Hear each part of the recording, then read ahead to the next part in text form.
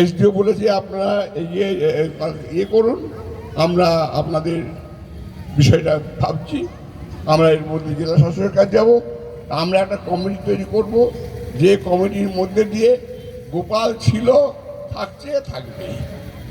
গোপাল নেই এই কথাটা বলে যারা, তারা নিছক সত্যি কথাটা বলে না। তার কারণ একটাই, গোপাল ঘূর্ণির ছেলে, ঘূর্ণিতে চিরদিনই অবহেলিত জায়গায় আছে। আর ঘূর্ণির একটা উঁচু শ্রেণীর মানুষরা গোপালকে অত্যাধিক অন্য চোখে দেখত, যার ফলে আমরা গোপালকে উঠতে দিইনি। আজকে যে নাটকটা দেখলেন, নাটকে আপনারা দেখতেই পাচ্ছেন যে দুর্গাচরণ প্রথম আমরা পাই, এই দুর্গাচরণকে প্রথমে পাই। এই তাছাড়া ঘূর্ণিতে অন্ত 4টি-5টি ব্রাহ্মণ পরিবার ছিল, 200টা লোকের বাস ছিল, তার মধ্যে 30% মুসলমান আর 30% হিন্দু আর অন্য অন্য জাতি মিলিয়ে। সেই জন্যই বলি ঘূর্ণিদাও খুব একটা এমন জায়গা যেখানে থেকে নাটকেই দেখতে পেলেন, যেখানে গোভাগার আছে, যেখানে মানুষের কোনো জায়গা নেই বসবাসের, সেই সব জায়গায় অকৃষি জায়গা, কৃষির জায়গা কিছু আছে, সেইগুলো দিয়েই একটা ঘূর্ণি তৈরি হয়েছিল। যেহেতু ঘূর্ণি নদীটা বেঁকে গেছে ঘূর্ণির দিকে, ওই শস্যটার দিকে, সেহেতু এটার নাম দিয়ে করণ করেছিল তখনকার লোকেরা ঘূর্ণি। আবার কেউ কেউ বলে এই ঘুরে যাওয়ার জন্যে জলে ঘূর্ণি উৎপত্তি হতো, তার জন্য ঘূর্ণি হতো। এখন সঠিক কোনটা বলা যায় না, তবে আমরা ঘুরে গেছে বলেই ঘূর্ণিটাকে মনে করি। এবং এইটাকে আমরা শহরে নয়, জেলায় নয়, সর্বস্তরে গোপালের চিন্তা ভাবনা কিন্তু আলাদা। গোপালকে কিন্তু সকলে ভালোবাসে এবং গোপালের কথা, গোপালের বাচ্চা বাচ্চা ছেলেরা ঘুম পাড়ানোর সময় গোপালের গল্প শুনে যায়। সেই জায়গা থেকে যাতে বিচ্যুত না হয়, গোপাল যাতে ছিল, থাকছে, থাকবে, এই বিষয়টার দিকে আমাদের এই কমিটি নজর দিতে হবে। এবং যারা আজকে উপস্থিত হয়েছেন, আগামী দিনে আমরা অনুরোধ যে জেলা শাসকের কাছে গিয়ে আবেদন জানিয়ে যে বাড়িটাকে আমরা ইন্ডিকেট করেছি, যে বাড়িটা রাজার তৈরি, এবং পলাশবাবু সেদিনকে বলেছে একটা কথাই, যে নকশাটা আছে ঘূর্ণিতে ওরকম নকশা আর নেই, ওই নকশাটা ঘূর্ণিতে আর নেই। সুতরাং ওটা গোপাল ওখানে থাকতেন, এ বিষয়ে কোনো সন্দেহ নেই। গোপাল এরপরে খানাকুলে চলে যায়, যখন রাজার মৃত্যু হয় তারপরে গোপালের সঙ্গে দ্বিমত হয়। কারণটি, গোপাল চেয়েছিল না ব্রিটিশ গভর্নমেন্টের সঙ্গে এখানে আনতে, আর নবাবী শাসন বিষয়ে সে কোনো কথা বলেনি, যার জন্যে ইংরেজদের পক্ষে কথা বলেনি বলেই তখনকার দিনে যারা আছে তারা কিন্তু গোপালের বিরোধিতা করেছিল। এবং এমনই বিরোধিতা করেছিল, গোপালের রাজার মৃত্যুর পরে গোপালকে থাকতে দেওয়া হয়নি, সেই জন্যে সে চলে গেছিল খানাকুলে। খানাকুলে তাদের বংশধররা এখনও আছে। গত 3 বছর তারা এখানে এসছে পরপর। এবছর খুব শরীরে অসুস্থ, সেই জন্য আমাকে বললেন যশোরবাবু এবার যেতে পারবো না। সুতরাং তার বংশধরদের এবং গোপাল চন্দ্র দাস আর একজন, তাকেও ওখানে পাওয়া গিয়েছে। সে বলেছে আমাদের পূর্বপুরুষের ইতিহাস ঘাটলে পারে গোপাল আছে, এবং গোপাল ঘূর্ণিতে ছিল, গোপাল কৃষ্ণনগরে ছিল। তারপরে কৃষ্ণনগরের যারা ব্রাহ্মণ, এক শ্রেণীর ব্রাহ্মণরা, তারা ওকে দেখতে পেত না, সেই জন্যেই তাকে রাজার মৃত্যুর পরে সরে যেতে হয়েছিল। অনেকে বলেছে গোপালে আত্মহত্যা করেছে, কোনো ব্যাপার নয়, গোপাল এমনি মারা গেছে। তবে গোপালের ইচ্ছে ছিল না যে ব্রিটিশের সঙ্গে হাত মেলানো, সেটাই গোপালের অমত ছিল। সেই জন্যেই গোপালকে অনেকে এই প্রতিবাদী চরিত্র বলে থাকে। আর গোপাল ভালো কুস্তিগীর ছিল।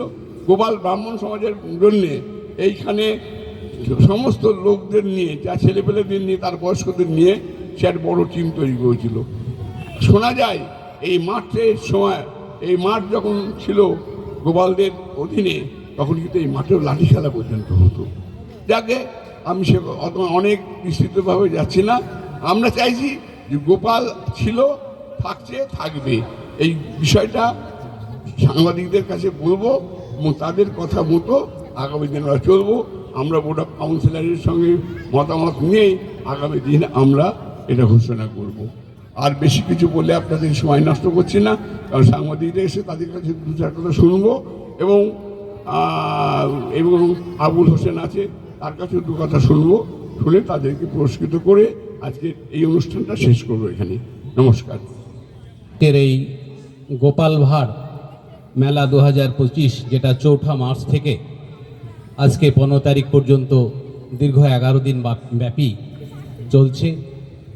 এর সাফল্য কামনা আমরা প্রথম থেকেই করেছিলাম, নিশ্চিতভাবে এটা সাফল্যমণ্ডিত হয়েছে। যে কথা বলা, a man is known to its culture, একটা মানুষকে চেনা যায় তার সংস্কৃতি দিয়ে। আমাদের কাকাবাবু অসিত কুমার সাহা অত্যন্ত সংস্কৃতি মনস্ক মানুষ। আমরা যখন নিত্য নিঠুর দ্বন্দ্বে রত, হিংসায় উন্মত্ত পৃথিবীতে যখন আমরা আমাদের সংসার, বাড়ি, ঘর এইসব নিয়ে ব্যস্ত, ঠিক তখনই ঘূর্ণির উন্নয়নের কাণ্ডারি অসিত কুমার সাহা তিনি ব্যস্ত হচ্ছেন ব্রিগেড, নেতাজি ব্রিগেড নিয়ে। তিনি ব্যস্ত থাকেন সারা বছর ধরে বিওসিতে গোপাল ভাঁড়কে প্রতিষ্ঠিত করার জন্য। নানা ধরনের বাধা বিপত্তি হয়, তরজা হয়, তার মধ্যে থেকে ওনার একটাই বক্তব্য, ঘূর্ণির উন্নয়ন আমার চাই। 1 নম্বর থেকে শুরু করে 5 নম্বর পর্যন্ত, 4 নম্বর পর্যন্ত যে ঘূর্ণির ওয়ার্ডগুলো আছে, প্রত্যেকটা ওয়ার্ডের উন্নয়ন ঘটুক, সে কথা যেমন তার মাথা থেকে কখনো বেরোয় না, ঠিক তেমনিভাবে গোপাল ভাঁড়কে আমার জীবদ্দশায় সুন্দরভাবে প্রতিষ্ঠিত করে যাব, এটা যেন উনি পণ করে বসেছেন। তো আমরা নিশ্চিতভাবে ওনার এই প্রত্যাশা যাতে পূরণ হয় সে ব্যাপারে আমরা নিশ্চিতভাবে কাউন্সিলর যারা আছে আমরা সহযোগিতা নিশ্চিতভাবে করব। যদিও নানা ধরনের বিতর্ক ওঠে গোপাল ভাঁড় নিয়ে, আমরাও গোপাল ভাঁড় নিয়ে একটু পড়াশোনা করে দেখার চেষ্টা করছি, কারণ প্রতিষ্ঠিত করতে গেলে তার তথ্যগুলো দরকার। ইতিমধ্যে আমাদের মধ্যে মঞ্চে উপস্থিত আছে ঘূর্ণির আরেকজন উন্নয়নের কাণ্ডারি এবং অত্যন্ত সৎ পলিটিক্যাল লিডার এবং তরুণ আইনজীবী, কৃষ্ণগড় পৌরসভার সিআইসি মেম্বার মিলন ঘোষ মহাশয় মঞ্চে এখনও এই মহতী সভায় উপস্থিত আছেন। আমাদের অত্যন্ত অনেস্ট একজন সাংবাদিক, আমার দৃষ্টিতে ভীষণভাবে আমি তার প্রতি শ্রদ্ধা এবং স্নেহ দুটোই রয়েছে। পলাশ পাত্র উপস্থিত আছেন, গৌতম মজুমদার, আমাদের কাকাবাবু। যেটা ঘূর্ণি এবং অসিত কুমার সাহা, এই দুটো শব্দ আমার মনে হয়েছে সমার্থক শব্দ, যার স্বপ্নই হচ্ছে, যার একমাত্র সারাদিনের ইচ্ছেটাই হচ্ছে ঘূর্ণির উন্নয়ন। সেজন্য এই মঞ্চে দাঁড়িয়ে তাকেও স্যালুট জানাই। এবং যারা এই গোপাল ভাঁড় মেলাকে সাফল্যমণ্ডিত করার জন্য যারা এখানে উপস্থিত হয়েছেন, অত্যন্ত সংস্কৃত মনস্ক মানুষ, কৃষ্ণ নাগরিক, ঘূর্ণিবাসী, প্রত্যেককে ধন্যবাদ জানাই।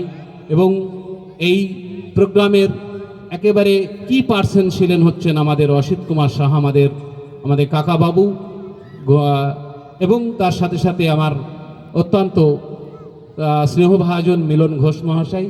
দুজনকে আরেকবার ধন্যবাদ জানিয়ে আমার এই ছোট্ট কথা শেষ করলাম। নেতাজি ব্রিগেডের করে তরুণ সমাজকে একটা জায়গায় নিয়ে যাওয়ার আমার ইচ্ছা, আর সঙ্গে সঙ্গে গোপাল ভাঁড় নেই এই কথাটার প্রতিবাদ করে গোপাল ভাঁড়কে প্রতিষ্ঠা করা আমার একটা প্রথম দ্বিতীয় কাজ। এখন আমি কিছু কথা বলবার জন্যে আমার যে আগামী দিন যারা আসছে মিলন, তাকে বলবো দায়িত্ব নিয়ে কিছু কাজ করতে হবে। নমস্কার। মঞ্চে উপস্থিত এই গোপাল ভাঁড় মেলার অন্তিম দিনে এই প্রধান পৃষ্ঠপোষক এবং উদ্যোক্তা, যিনি বিগত 9 বছর ধরে গোপাল ভাঁড়কে নিয়ে যিনি সংগ্রাম লড়াই চালাচ্ছেন এবং প্রতিষ্ঠা করে চলেছেন। আমরাও একসময় জানতাম গোপাল ভাঁড় একটা কাল্পনিক, কিন্তু উনি বই নিয়ে এসেছেন এবং আমাদের সামনে প্রমাণ করে দিয়েছেন যে গোপাল ভাঁড় ছিল এবং গোপাল ভাঁড়ের অস্তিত্ব। কারণ গোপাল ভাঁড় যদি না থাকে তাহলে কৃষ্ণচন্দ্র রায়ও ছিল না, তাহলে সেই কৃষ্ণনগরও ছিল না। অতএব অসিতবাবু যে কাজটি করেন সে কাজটি মনোযোগ দিয়ে করেন। তিনি নেতাজি ব্রিগেড নিয়েও যেমন আছেন, তিনি গোপাল ভাঁড়কে নিয়ে আজকে করেছেন এবং বিগত বিওসিতে উনি প্রস্তাবও করেছেন কৃষ্ণনগরের ঘূর্ণিতে গোপাল ভাঁড়ের নামে একটা রাস্তা, সেটা আমরা অধিকাংশ কাউন্সিলরই সহমত জানিয়েছি, সমর্থন জানিয়েছি।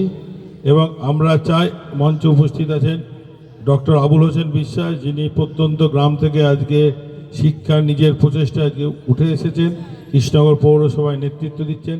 আবুল বাবুকেও আমাদের এই ঘূর্ণি পিছিয়ে পড়া এলাকায় আমাদের সাথে অসিতবাবুর সাথে সঙ্গ দিয়ে যাতে ঘূর্ণি অন্যান্য এলাকা থেকে এগিয়ে যেতে পারে। ঘূর্ণি কৃষ্টি সাংস্কৃতিক এই যে মঞ্চে যারা গোপাল ভাঁড়ের যে চিত্রনাট্য করলো তারা অধিকাংশই ঘূর্ণির ছেলে। অতএব আমি অসিতবাবুর সাথে কিছু কিছু মতপার্থক্য আছে। ঘূর্ণি পিছিয়ে পড়া লোকটা, ঘূর্ণি মাটির পুতুল, ঘূর্ণি জগৎজোড়া নাম। ঘূর্ণিতেও অনেক ব্যক্তিরা আছে যা যেমন বসন্ত সিংহ রায়, গৌতম পাল, কার্তিক পাল এবং অসিত সাহা থেকে শুরু করে ঘূর্ণিও কিন্তু কোনো অংশে পিছিয়ে নেই। এই বলে আরও গোপাল ভাঁড়ের মেলা বৃদ্ধি পাক এবং ঘূর্ণি এগিয়ে চলুক এই কামনা করে অসিতবাবুর ইচ্ছাকে বাস্তবকে আমরা আগামী দিনে তরুণ প্রজন্মে এগিয়ে এসে সফল করুক এই কামনা রেখে আমার সংক্ষিপ্ত বক্তব্য শেষ করছি। নমস্কার।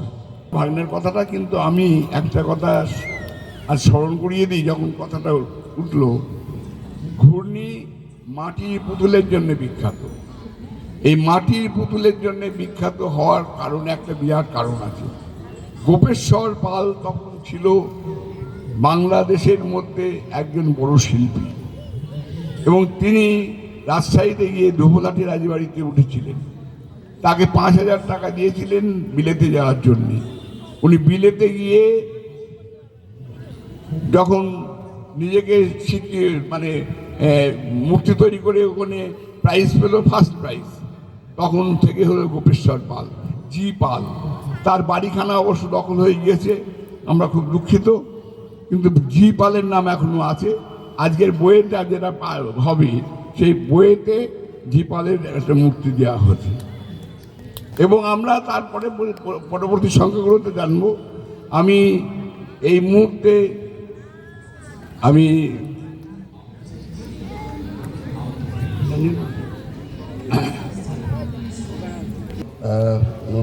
কাউন্সিলর ডক্টর আবুল হোসেন বিশ্বাস, বিশিষ্ট কাউন্সিলর মিলন ঘোষ এবং সর্বোপরি এই গোপাল ভাঁড় মেলার আয়োজক অসিত সাহাকে ধন্যবাদ জানাবো। এখানে বলার মতো আমাদের সে অর্থে গোপাল ভাঁড় নিয়ে সেই রকম এভিডেন্স সেই অর্থে নেই, কিন্তু একটা বিষয় খুব প্রাসঙ্গিক। 1710 থেকে 1783 এই লং টাইম, মানে মহারাজা কৃষ্ণচন্দ্রের জন্মকাল থেকে মৃত্যুকাল অবধি গোপাল ভাঁড়ের অস্তিত্ব ছিল বলে বারবার দাবি করা হয়েছে। মহারাজা কৃষ্ণচন্দ্রের পরিবার এবং বাড়ি থেকে বারবার বলা হচ্ছে যে 1957 সালে শেষবারের মতো ওই বাড়ি থেকে গোপাল ভাঁড় পুরস্কার দেওয়া হয় এবং ওই পুরস্কারটা পেয়েছিলেন যিনি, তার নাম ছিল শরৎ পণ্ডিত, যিনি জঙ্গিপুর বার্তা নামে একটি পত্রিকা করতেন মুর্শিদাবাদ থেকে, প্রত্যন্ত অঞ্চল থেকে, এবং উনি বারবার খালি পায়ে হেঁটে এসে আসতেন। সেই পুরস্কার, গোপাল ভাঁড় পুরস্কার উনি নিয়েছিলেন 1957 সালের শেষবারের জন্য এবং সেই ছবি বড় পত্রিকায় ছাপাও হয়েছিল।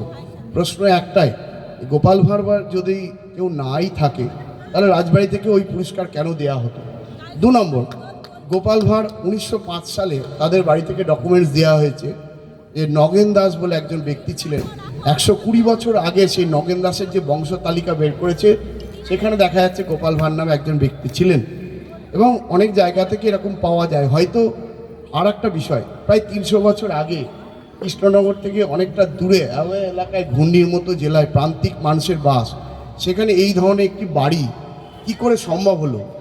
যে তাহলে ওই বাড়িটা কাদের সেটাও তো জানার দরকার।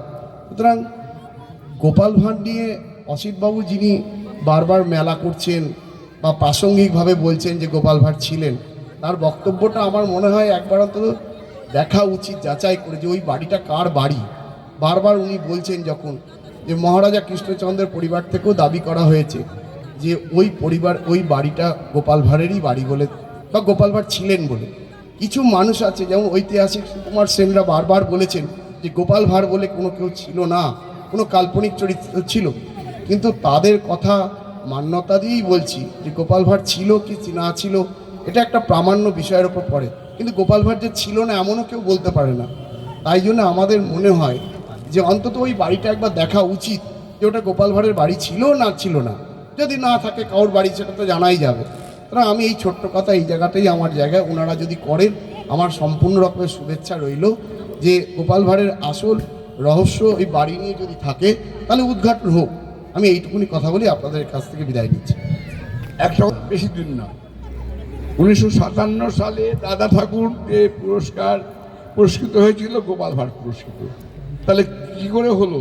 যদি গোপাল ভাঁড় না থাকতো, তার নামে তো একটা পুরস্কার হয় না। এটা একটা সম্পূর্ণভাবে আমার যুক্তি দিয়ে বলা যেতে পারে যে গোপাল ভাঁড় ছিল, কিছু লোক গোপাল ভাঁড়কে আড়াল করার চেষ্টা করছে। সে আড়াল বেশি করতে পারবে না। রাজা কৃষ্ণচন্দ্রের যেমন মেলা হয়, গোপাল ভাঁড়ের মেলাটা চালু করে দিয়ে গেলাম আমরা, আগামী দিন আরো বড় হবে এই আশা রাখছি। কি না, আমাকে দাও। এই এদিকে আয়।